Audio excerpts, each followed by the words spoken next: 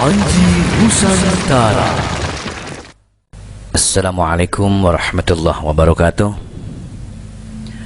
Assalatu wassalamu ala asrafil anbiya'i wal mursalin Sayyidina awwalin wal akhirin, amma ba'd. Para sahabat yang dirahmati Allah, kali ini saya akan memperkenalkan akun baru RPI ya, Raden Panji Ingsun.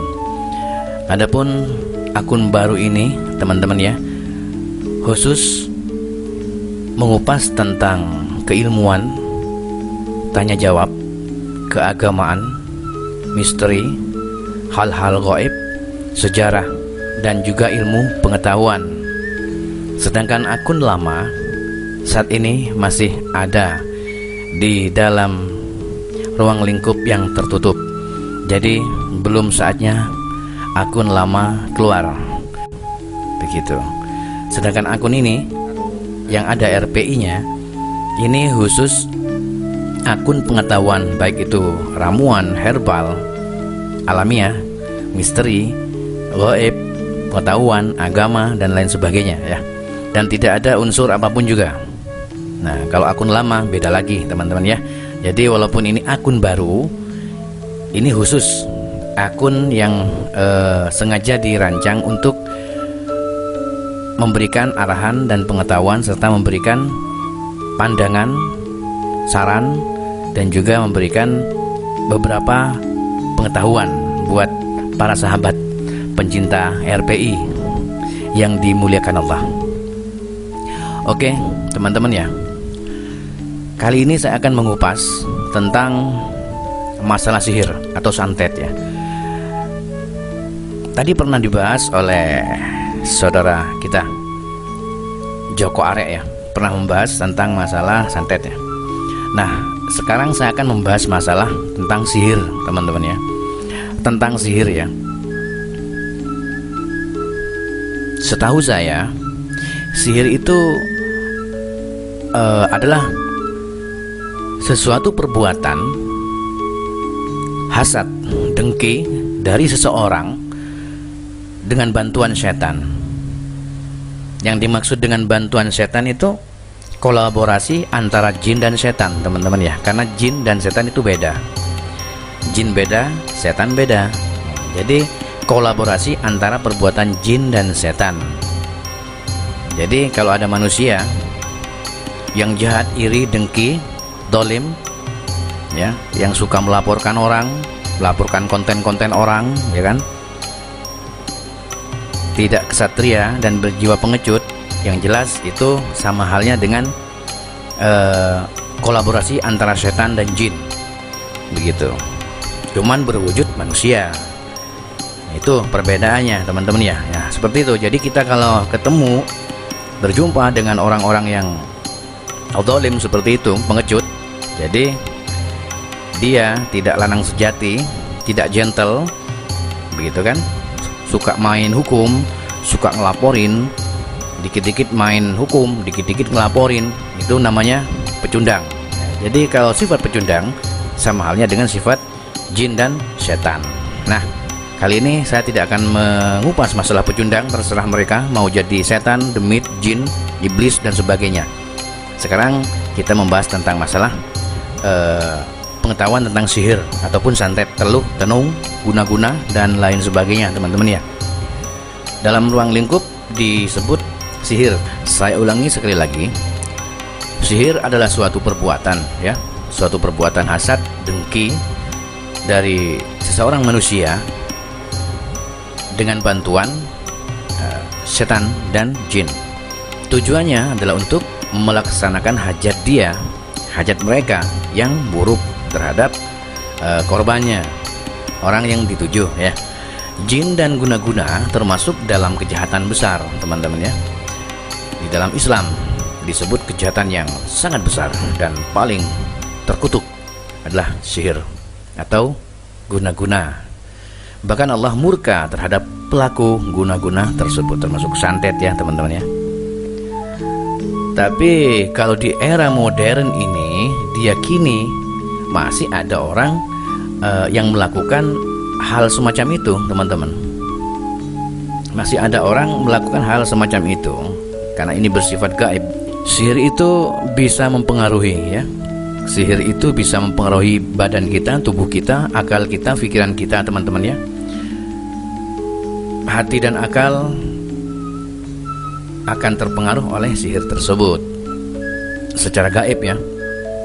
Sihir rumah tangga, sihir rumah tangga itu kalau sudah terkena sihir rumah tangga biasanya terjadi perceraian, ya. Sihir pengasih, yaitu sihir untuk guna-guna, ya kan. Sihir tipuan pandangan, ya, menipu. Jadi seolah-olah silau begitu kan. Itu macam ragam kalau jenis sihir yang pandangan, ya.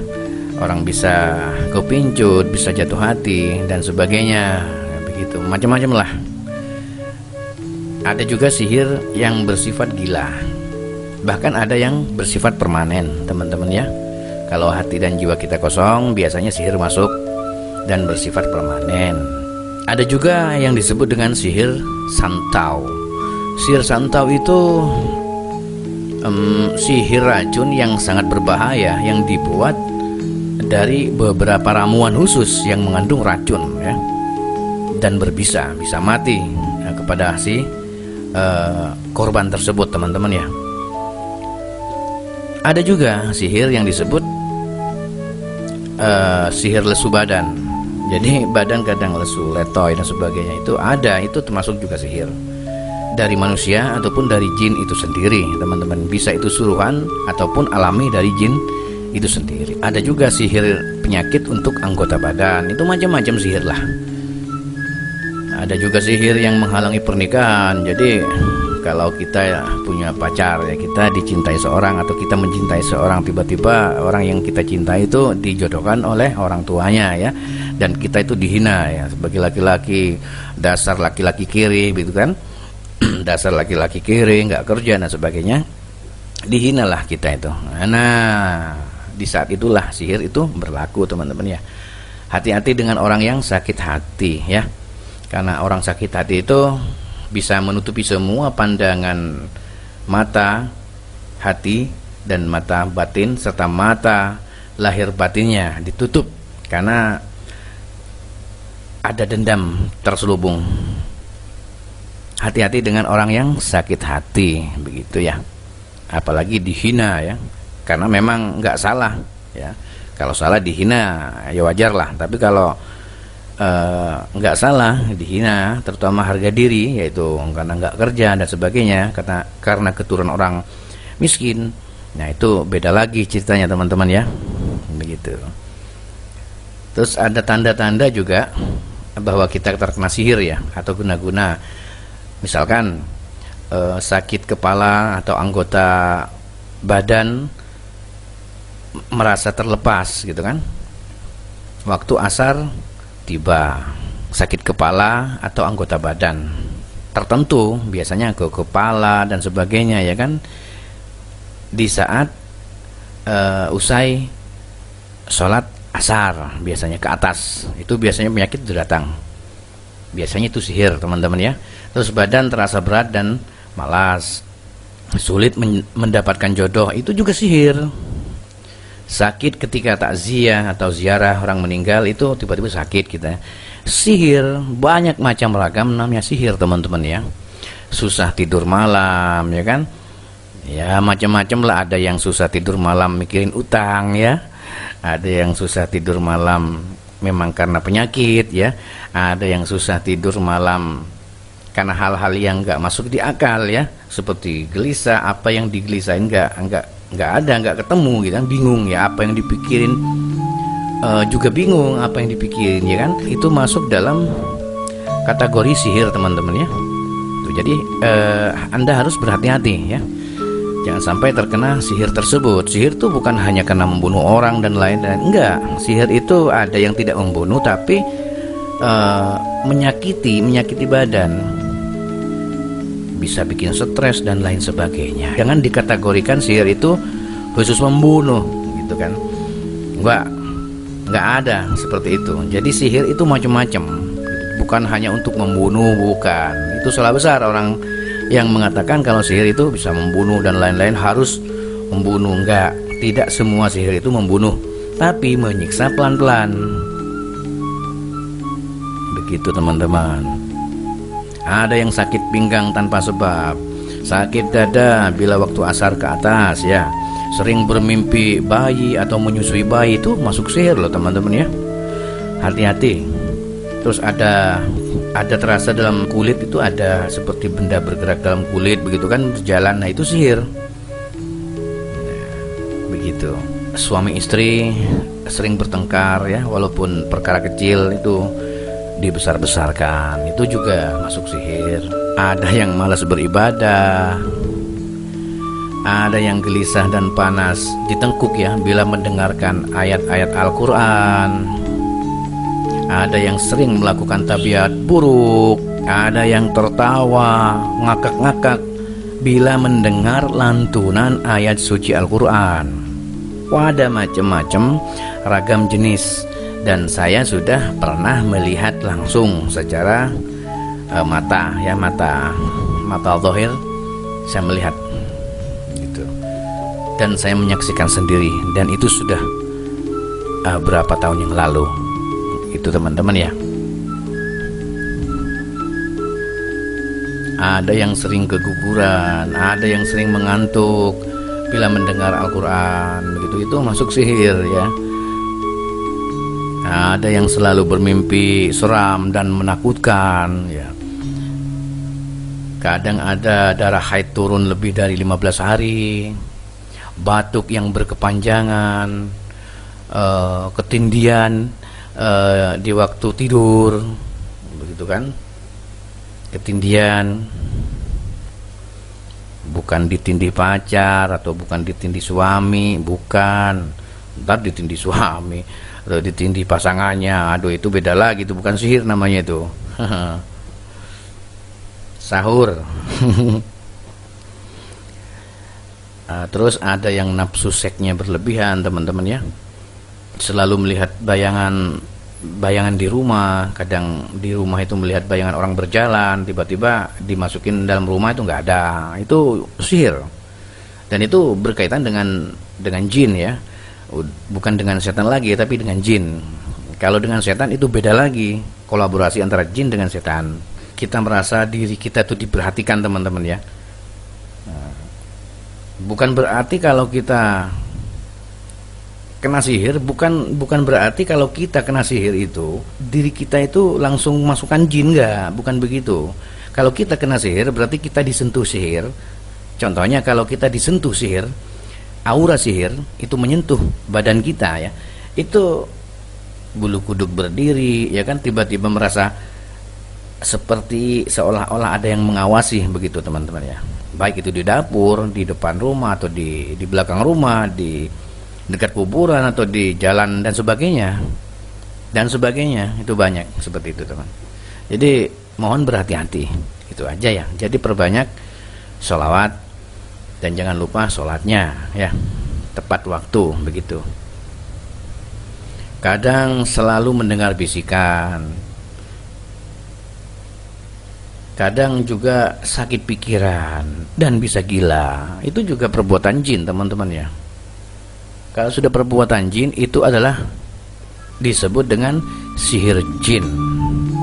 Begitu teman-teman, bukan sihir manusia lagi, tapi sihirnya jin.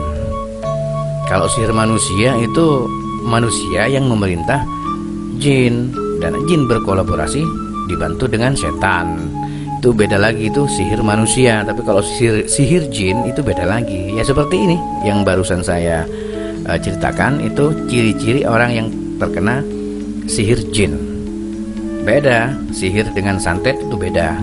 Tapi masuk masuk golongan sihir teman-temannya, yang disebut dengan santet, teluh, tenung kudu, naguna dan sebagainya, itu masuk ranah, masuk wilayah sihir. Memang dalam Islam itu setiap penyakit pasti ada obatnya, dan Al-Quran pun juga memberitahukan akan hal itu.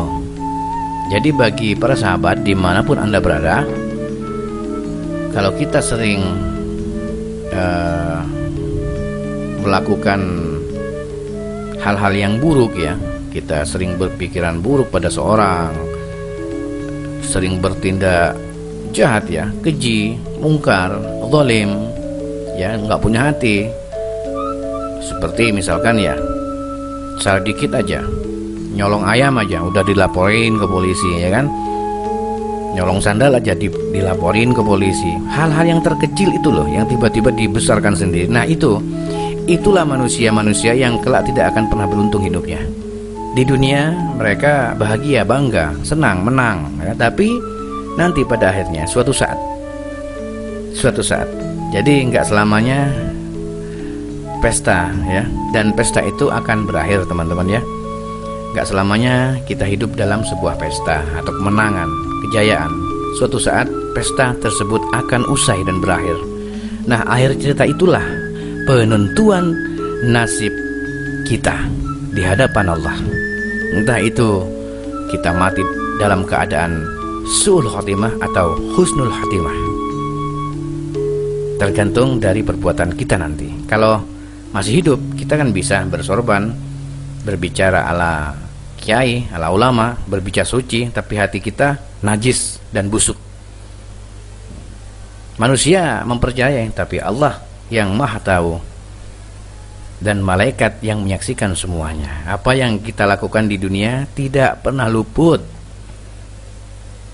dari pantauan malaikat dan juga Allah Subhanahu wa ta'ala. Itulah teman-teman ya, sebenarnya sihir itu ada obatnya ya. Kalau kita mempraktekannya sendiri, sihir itu ada obatnya teman-teman ya. Ada yang mandi menggunakan media air yang dicampur dengan daun bidara, itu juga ada ya. Misalkan kita mempersiapkan 7 lembar ya daun bidara ya, bidara Arab, bukan bidara laut teman-teman ya, bidara Arab. Kita mempersiapkan 7 lembar daun bidara Arab yang masih hijau dan 1 ember air penuh ya teman-teman ya. Biasanya caranya dengan menghaluskan daun bidara tersebut dengan cara ditumbuk atau digiling. Kemudian hasil gilingan atau tumbukan tersebut dicampur ke dalam air di bak mandi itu. Ini untuk ru'yah diri sendiri teman-teman ya. Sebelum kita mandi, biasanya kita harus membaca beberapa ayat suci Al-Quran ya, surat-surat pendek yang harus kita baca. Dan waktu kita membaca harus dekat dengan air ya, air tersebut di luar kamar mandi ya, bukan di dalam kamar mandi.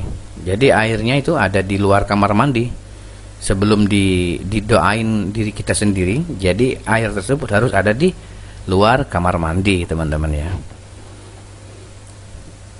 Bacaan pertama yaitu bacaan ta'awudz. A'udzubillahi minasyaitonirrajim. Bismillahirrahmanirrahim. Dan yang kedua ayat kursi ya. Yang kedua adalah membaca ayat kursi atau surat Al-Baqarah ayat 255 teman-teman ya. Dan yang berikutnya membaca surat Yunus ayat 79 sampai 82 ya. Mulai dari ayat 79 sampai 82. Kemudian dilanjut dengan membaca Al-A'raf dari ayat 117 sampai 122 teman-teman ya. Bacanya 1 kali saja, masing-masing 1 kali. Kemudian disusul dengan surat Toha dari ayat 65 sampai 70 teman-teman ya. Saya ulangi, membaca surat Toha dari ayat 65 sampai ayat 70. Kemudian disusul dengan surat Al-Kafirun 1 kali, Al-Ikhlas 1 kali, Al-Falaq 1 kali, dan An-Nas 1 kali teman-teman ya. Nah, setelah itu minumkan air tersebut 3 gelas 3 kali. Paham ya teman-teman ya? Minumkan air tersebut 3 kali menggunakan gelas kecil. Loh, tadi disuruh cari ember ya kan? Kok tiba-tiba suruh ambil gelas kecil? Lah iya, dalam ember tersebut kan sudah kita doain gitu kan. Nah, hasil dari doa tersebut dalam ember, dari air dalam ember tersebut kita ambil 3 gelas. Maksudnya kita ambil 3 gelas air di dalam ember tersebut yang sudah kita doain ya. Gelas kecil saja teman-teman, jangan besar-besar, nanti nggak bisa minum kebanyakan. Nah, sisanya kita pergunakan untuk mandi teman-teman ya. Cara seperti itu biasanya dilakukan berkali-kali, berulang kali ya, sampai sihirnya hilang. Itu kalau kita rutin ya dan istiqomah. Itu saja penjelasan dari saya tentang sihir dan pengobatannya secara alamiah menggunakan ru'yah pribadi, ru'yah diri sendiri ya, ru'yah munfarid ya, diri sendiri. Kemudian saya sambung dengan pencegahannya ya. Sebenarnya sihir itu bisa dicegah dengan kita selalu istiqomah menjalankan sholat 5 waktu dan sholat sunnah lainnya. Kemudian jangan sampai membiarkan anak-anak kita berkeliaran di saat akan terbenamnya matahari teman-teman ya. Karena Rasulullah Muhammad SAW pernah bersabda, jika malam telah masuk ya, jika kalian berada di sore hari, maka tahanlah anak-anak kalian. Begitu. Itu sabda Nabi ya. Sesungguhnya setan berkeliaran pada waktu itu. Tatkala malam telah datang sejenak, maka lepaskanlah mereka. Begitu, setelah malam boleh kita lepaskan anak-anak kita gitu kan. Tapi kalau masih mau tenggelamnya matahari, itu jangan sampai anak-anak berkeliaran di luar rumah. Dan ini sudah ada dalam hadis riwayat Bukhari Muslim sahih. Selanjutnya kita membersihkan rumah kita itu dari patung-patung ya, barang-barang antik seperti patung, dewa dan sebagainya, binatang yang diawetkan, yang disuntik pakai formalin, dan gambar-gambar yang bernyawa. Kemudian memakan 7 butir kurma ya teman-teman ya, kurma ajwa. Itu biasanya kurma ajwa teman-teman, seharusnya kita paham ya tentang kurma ajwa. Kurma ajwa itu teman-teman ya, kurma untuk sihir ya, untuk pengobatan ya. Itu kurma itu agak mahal teman-teman, tapi untuk pengobatan itu. Kurma itu untuk pengobatan, yaitu kurma ajwa, biasanya hitam. Karena Rasulullah Muhammad SAW pernah bersabda, barang siapa yang memakan 7 butir kurma ajwa pada setiap pagi, maka racun dan sihir tidak akan mampu membahayakannya pada hari tersebut. Dan ini termaktub dalam hadis riwayat Bukhari dan Muslim. Begitu. Kemudian kita lanjut dengan meyakinkan diri, melaksanakan serta istiqomah, dan yakinlah bahwa semuanya datang dari Allah dan akan kembali juga kepada Allah. Inna lillahi wa inna ilaihi rajiun. Segalanya datang dari Allah dan akan kembali kepadanya, yaitu Allah Subhanahu wa ta'ala. Ini saja teman-teman penjelasan sedikit dari saya, mudah-mudahan bisa bermanfaat dan akan kita sambung lagi di episode berikutnya. Salam dari saya, Raden Panji Ingsun, RPI. Assalamualaikum warahmatullahi wabarakatuh.